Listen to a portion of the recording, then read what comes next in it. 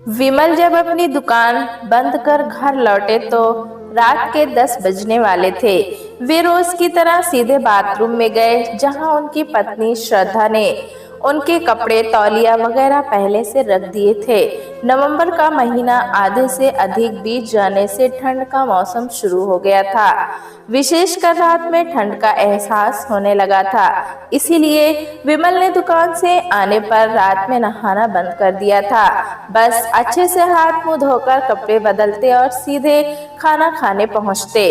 उनकी इच्छा या बल्कि हुक्म के अनुसार खाने की मेज पर उनकी पत्नी, दोनों बेटे और बेटी उनका साथ देते। विमल का यही विचार था कि कम से कम रात का खाना पूरे परिवार को एक साथ खाना चाहिए। इससे जहां सबको एक दूसरे का पूरे दिन का हालचाल मिल जाता है, आपस में बातचीत का एक अनिवार्य ठिकाना व बहाना मिलता है, वहीं पारिवारिक रिश्ते भी मधुर व सुदृढ़ होते हैं। विमल ने खाने को देखा तो चौंक गए। एक कटोरी में उनकी मनपसंद पनीर की सब्जी ठीक उसी तरह से ही बनी थी जैसे उनको बचपन से अच्छी लगती थी। श्रद्धा तो किचन में थी, पर सामने बैठे तीनों बच्चों को अपनी हंसी रोकने की कोशिश करते देख वे बोल ही उठे, क्या रज्जो आई है? उनका इतना कहना था कि सामने बैठे बच्चों के साथ साथ किचन से उनकी पत्नी श्रद्धा, बहन रजनी और उसकी बेटी की हंसी से सारा घर गूंज उठा। अरे रज्जो कब आई? कम से कम मुझको दुकान में फोन करके बता देती तो रज्जो के लिए कुछ ले आता। विमल ने शिकायती लहजे में पत्नी से कहा ही था कि रजनी किचन से बाहर आकर कहने लगी, भैया उस बेचारी को क्यों कह रहे हो? भाभी तो तुमको फोन करके बताने ही वाली थी, पर मैंने ही मना कर दिया कि तुम्हारे लिए सरप्राइज होगा। आजकल के बच्चों को देखकर मैंने भी सरप्राइज देना सीख लिया।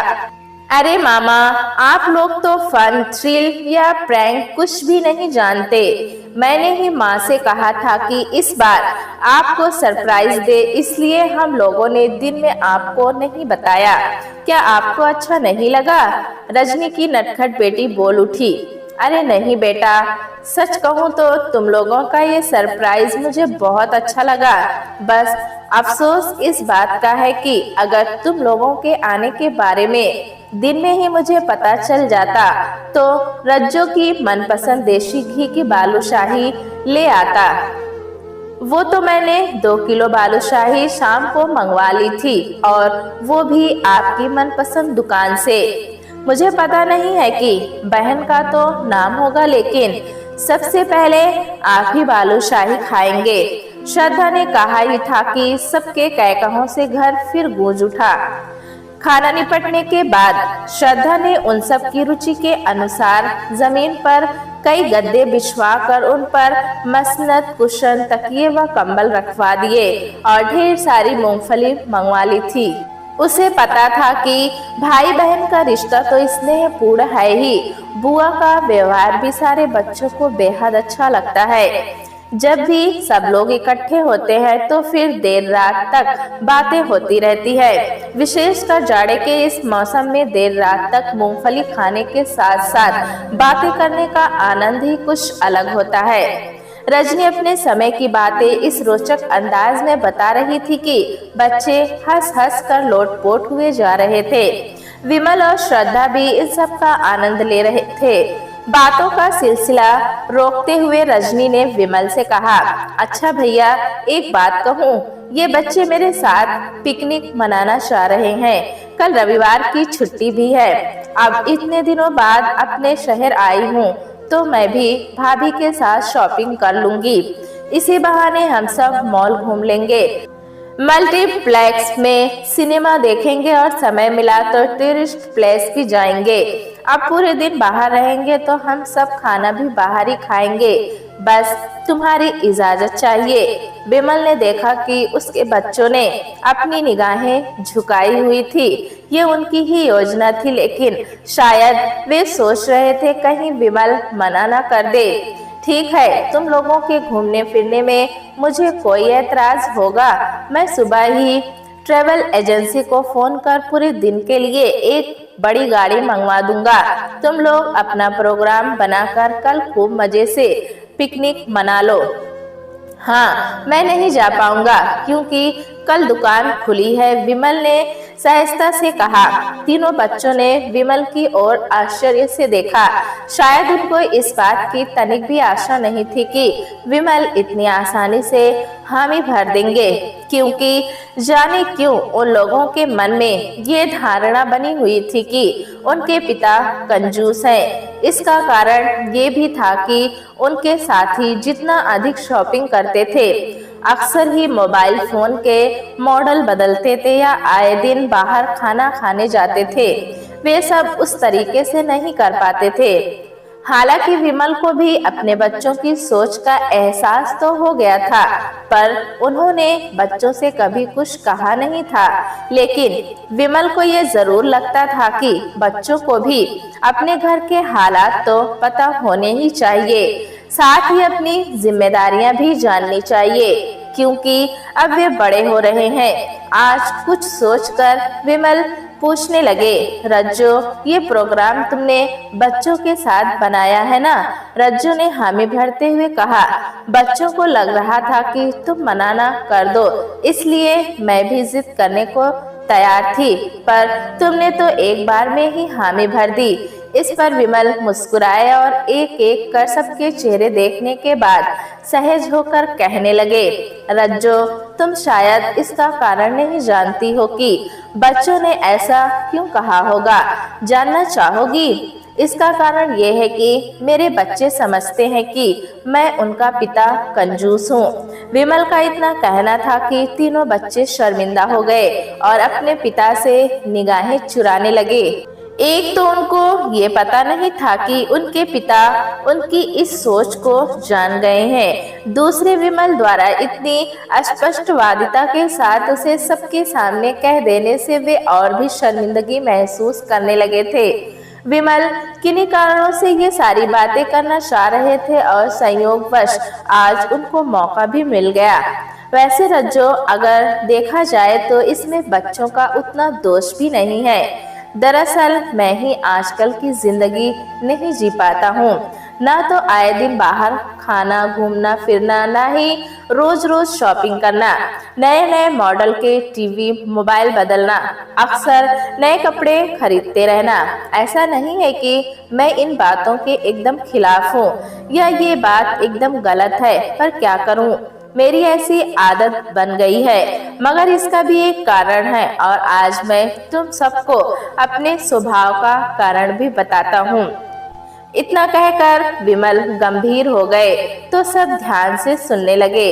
विमल बोले, रज्जो, तुझे अपना बचपन तो याद होगा? हाँ हाँ, अच्छी तरह से याद है भैया।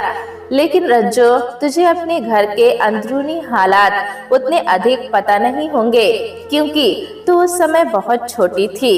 इतना कहकर विमल अपने बचपन की कहानी सुनाने लगे। उनके पिता लाला दीनदयाल की गिनती खाते पीते व्यापारियों में होती थी। उनके पास पुरखों का 2 मंजिला मकान था और बड़े बाजार में गेहूं चावल का थोक का व्यापार था। विमल ने अपने बचपन में संपन्नता का ही समय देखा था। घर में अनाज के भंडार भरे रहते थे।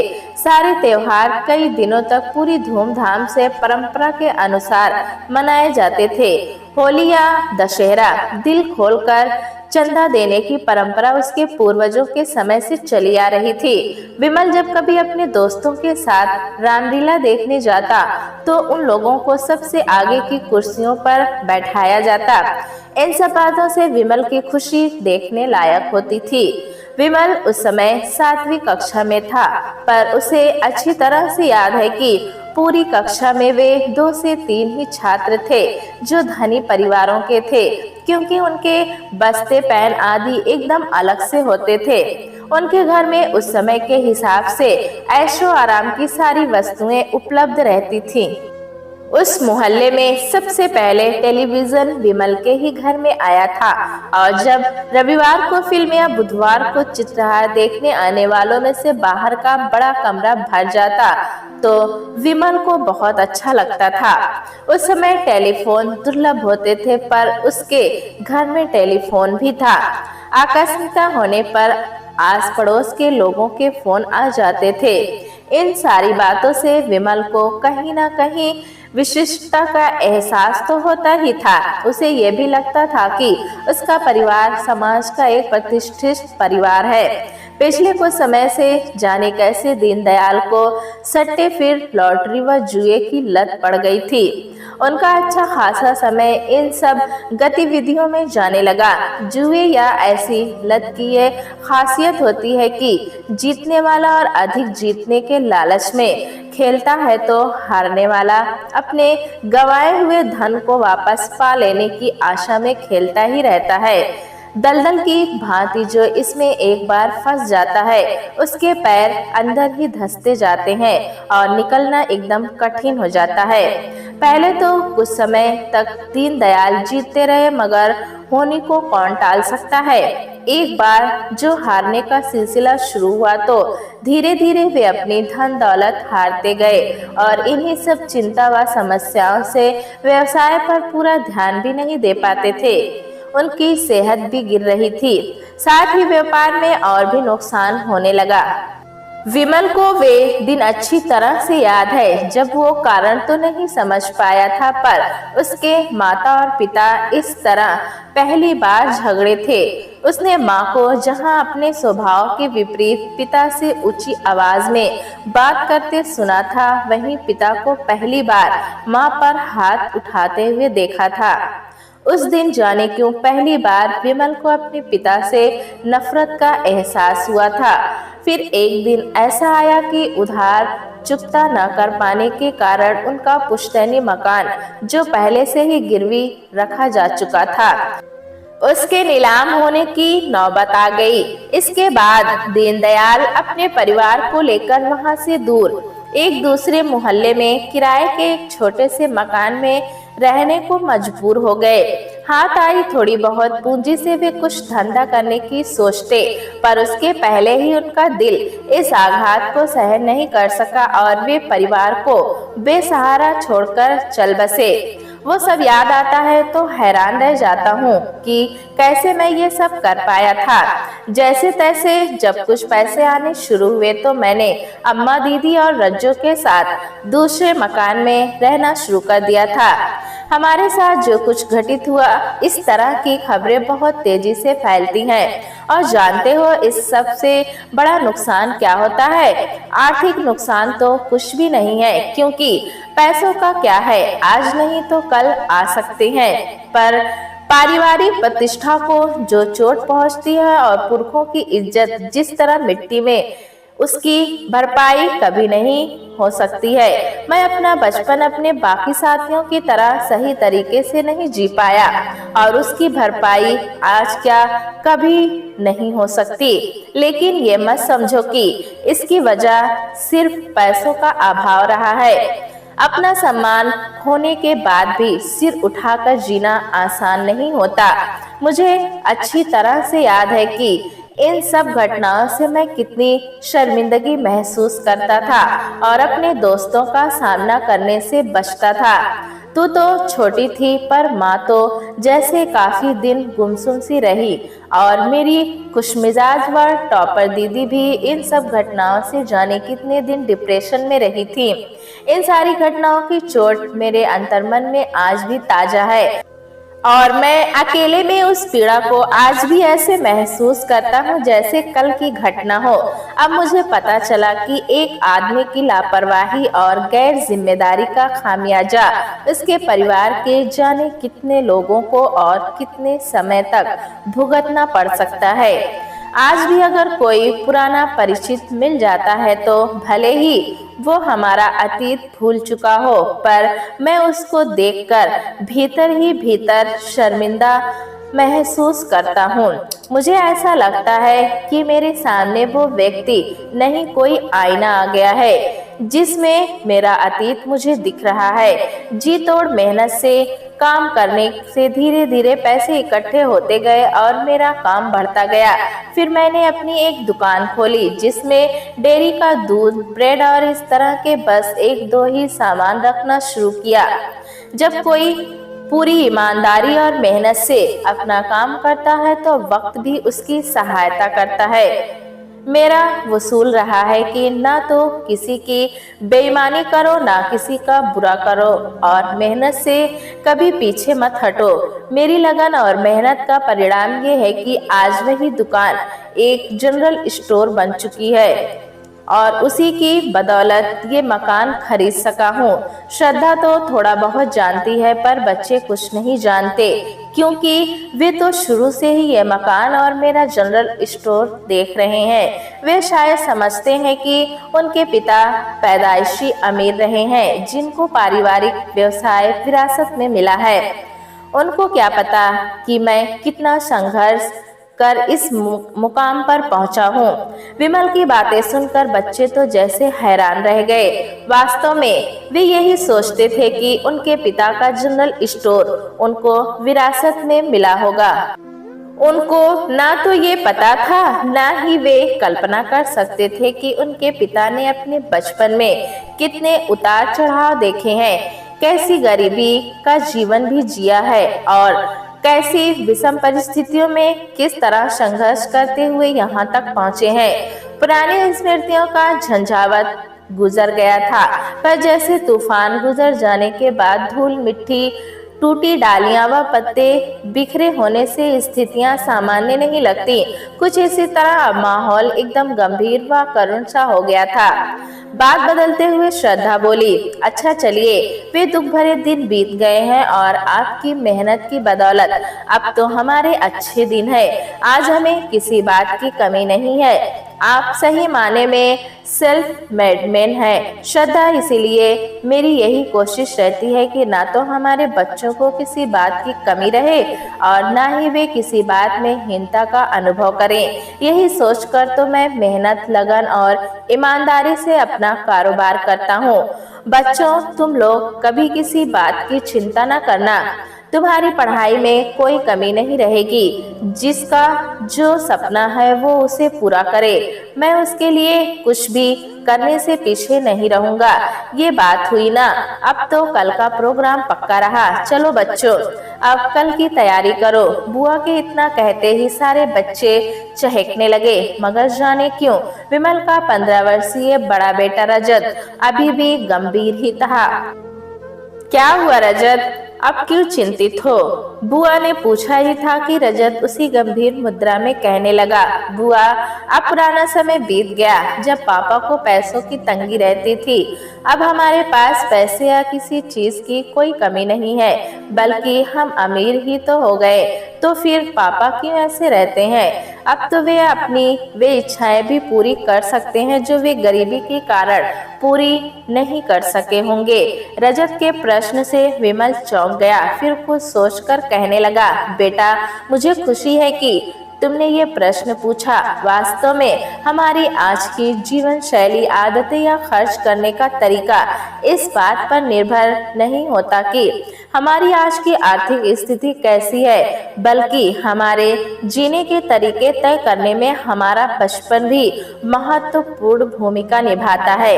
अपने बचपन में मैंने जैसा जीवन जिया है, उस प्रकार का जीवन जीने वालों के मन में कटु माहौल सा बन जाता है, जिससे वे चाह कर भी बाहर नहीं आ सकते।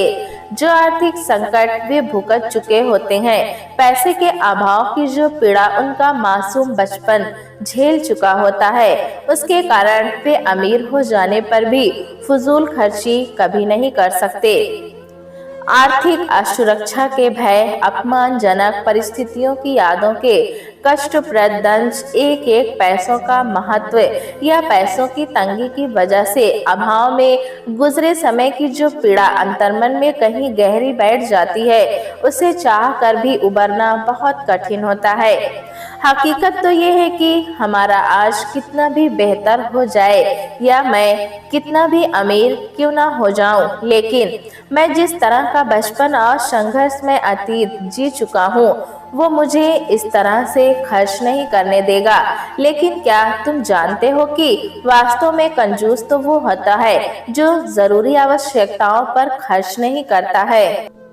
तुम लोगों को पता होगा कि घर में दूध, मौसम के फल, सब्जियों या मेवों की कमी नहीं रहती। हाँ, मैं तुम लोगों को फास्ट फूड या कोल्ड ड्रिंक्स के लिए जरूर मना करता हूँ, क्योंकि आज भले ही ये सब फैशन बन गया है, पर ऐसी चीजें सेहत के लिए अच्छी नहीं होती। इसके अलावा तुम लोगों की वे सारी जरूरतें जो आवश्यक है उनको पूरा करने से ना तो कभी हिचकता हूँ और ना ही कभी पीछे हटूंगा।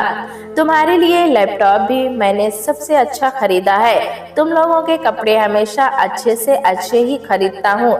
इसी तरह तुम लोगों की जरूरी चीजें हमेशा अच्छी क्वालिटी की ही लाता हूँ। मैं अपने अनुभव के आधार पर एक बात कहता हूँ, जिसे हमेशा याद रखो कि जो इंसान अपनी आमदनी के अनुसार खर्च करता है और बचत करता है, अपने आने वाले कल के लिए सोचकर चलता है, वो कभी परेशान नहीं होता। अच्छा, अब रात बहुत हो गई है और सबको कल घूमना भी है, इसलिए चलो अब सब सोने की तैयारी करो। प्यारे दोस्तों, कहानी कैसी लगी हमें कमेंट में जरूर बताएं। चैनल पे नए हैं तो एक लाइक और सब्सक्राइब करना ना भूलें।